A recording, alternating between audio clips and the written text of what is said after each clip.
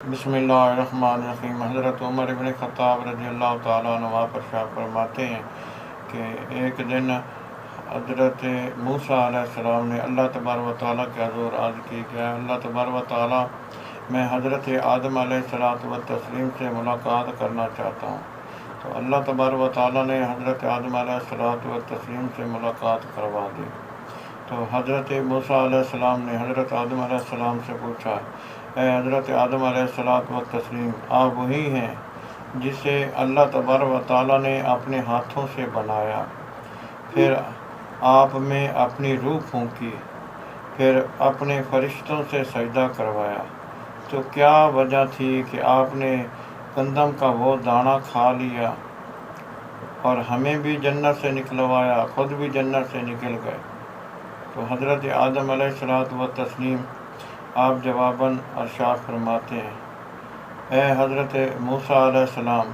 کیا تو وہی ہے جس نے اللہ تبارک و تعالیٰ سے ہم کلام ہونے کا شرف حاصل کیا، اور زمین پر جس نے اللہ تبارک و تعالیٰ سے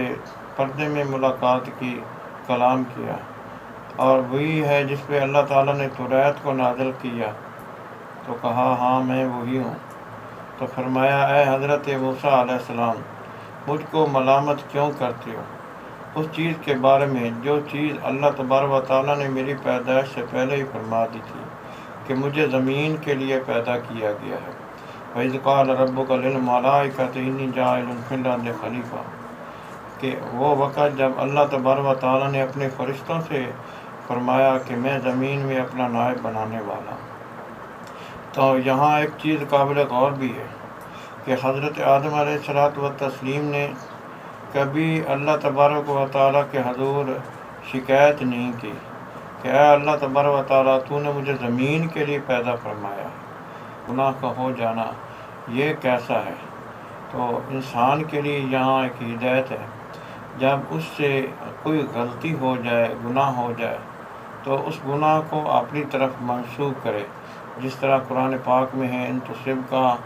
حسنۃ فمن اللہ،